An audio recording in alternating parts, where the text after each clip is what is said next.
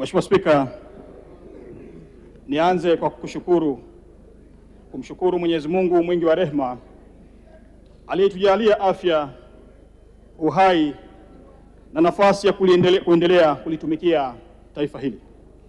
Naomba pia nikushukuru wewe kwa kunipa nafasi hii adhimu ya kuchangia hoja hii muhimu inayogusa maisha ya Watanzania wa leo, Watanzania wa kesho na Watanzania wa vizazi vijavyo. Mheshimiwa Spika, kwa sababu ya muda nitazungumza pengine jambo moja au mawili. Leo nimesimama mbele ya bunge lako tukufu nikiwa na ujumbe mmoja mzito na wazi kabisa usiohitaji tafsiri mbili, Mheshimiwa Spika, kwamba kazi ya kujenga uchumi wa Tanzania si kazi ya mtu mmoja. Kazi ya kujenga uchumi wa Tanzania si kazi ya wizara moja, Mheshimiwa Spika.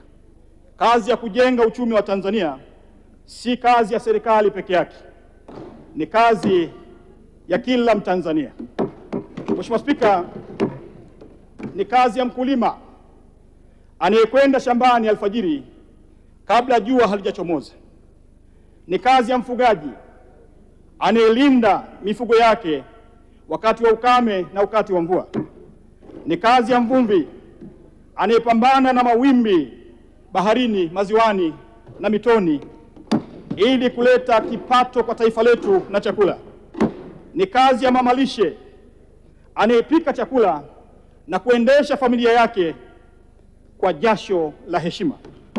Ni kazi ya dereva bodaboda kule Mwanza na Dar es Salaam na maeneo mengine, mfanyabiashara wa Kariakoo, machinga wa Mbeya, kijana wa VETA wa Mtwara, mjasiriamali wa Dodoma, mfanyakazi wa viwandani, mwanataaluma, mwanasayansi, mwekezaji, mtumishi wa umma na sisi wabunge tuliokasimiwa dhamana ya kuongoza fikra za taifa hili. Mheshimiwa Spika, taifa halitajengwa kwa watazamaji. Taifa halitajengwa kwa maneno matupu. Taifa halitajengwa kwa mipango ya maandamano na vurugu mbalimbali katika taifa letu. Lakini taifa halitajengwa kwa lawama za kwenye vijiwe, huku baadhi ya watu wachache wakiwa ndio wanaofanya kazi kwa ajili ya taifa hili. Mheshimiwa Spika, taifa litajengwa kwa jasho. Taifa litajengwa kwa nidhamu. Taifa litajengwa kwa uadilifu. Taifa litajengwa kwa ubunifu. Taifa litajengwa kwa kodi, uzalishaji, uadilifu na uzalendo kwa ajili ya taifa hili. Naomba niongeze jambo moja la kimapinduzi katika sekta ya afya. Mheshimiwa Spika, wizara ninayoiongoza haitaki tena kutazamwa kama wizara ya kutumia fedha pekee. Tunataka wizara ya afya iwe ni mzalishaji wa uchumi, mlinzi wa pato la taifa na kiwanda cha ajira kwa kila Mtanzania. Mheshimiwa Spika, kwa miaka mingi tumekuwa tukitumia fedha nyingi kuagiza dawa, vifaa tiba, vitendanishi kutoka nje ya mipaka ya Tanzania. Mheshimiwa Spika, fedha hizi ni fedha za Watanzania. Tukizipeleka zote nje, tunapeleka ajira nje ya mipaka ya Tanzania. Tukizipeleka zote nje, tunapeleka teknolojia nje ya mipaka ya Tanzania. Tunapeleka kodi zetu nje ya mipaka ya Tanzania. Tunapeleka fursa nje ya mipaka ya Tanzania. Sasa tunasema, Mheshimiwa Spika, inatosha. Afya ni lazima iwe sekta ya uzalishaji. Afya lazima iwe ni sekta ya viwanda. Afya iwe ni sehemu ya mapinduzi ya uchumi wa taifa letu Tanzania. Ndiyo maana, Mheshimiwa Spika, tunasukuma kwa nguvu zetu zote uimarishaji wa viwanda vya dawa, vifaa tiba, vitendanishi, chanjo, vifaa vya maabara na bidhaa nyingine za afya hapa nchini Tanzania. Mheshimiwa Spika, hii si ajenda ya hospitali pekee. Hii ni ajenda ya uchumi wa taifa letu. Kila kiwanda, Mheshimiwa Spika, kinachojengwa Tanzania kinamaanisha ajira kwa vijana wetu, soko la wataalamu wetu, fursa kwa wahandisi wetu, kazi kwa wafamasia wetu, mapato ya serikali na uhakika wa dawa kwa wananchi wetu. Mheshimiwa Spika, bajeti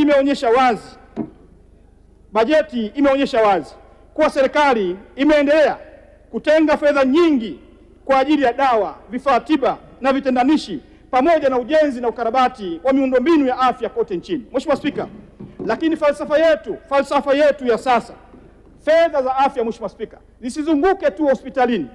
Fedha za afya zizalishe viwanda, fedha za afya zikajenge ajira, Mheshimiwa Spika, zikalinde fedha za kigeni na zikaongeze pato la taifa letu, Mheshimiwa Spika. Mheshimiwa Spika, tunapozalisha dawa nchini tunafanya mambo makubwa manne katika taifa letu kwa wakati mmoja, Mheshimiwa Spika. Jambo la kwanza, tunalinda usalama wa afya za wananchi wetu kwa kuwa na uhakika wa dawa zinazopatikana hapa nchini, zinazofuatiliwa hapa nchini na wataalamu wetu kuhusu ubora wake na uzalishaji wake hapa nchini. Mheshimiwa Spika, tunapozalisha dawa sisi wenyewe, Mheshimiwa Spika, tunakwenda kuondoa utegemezi wa kuagiza bidhaa nje ya mipaka ya taifa letu, Mheshimiwa Spika.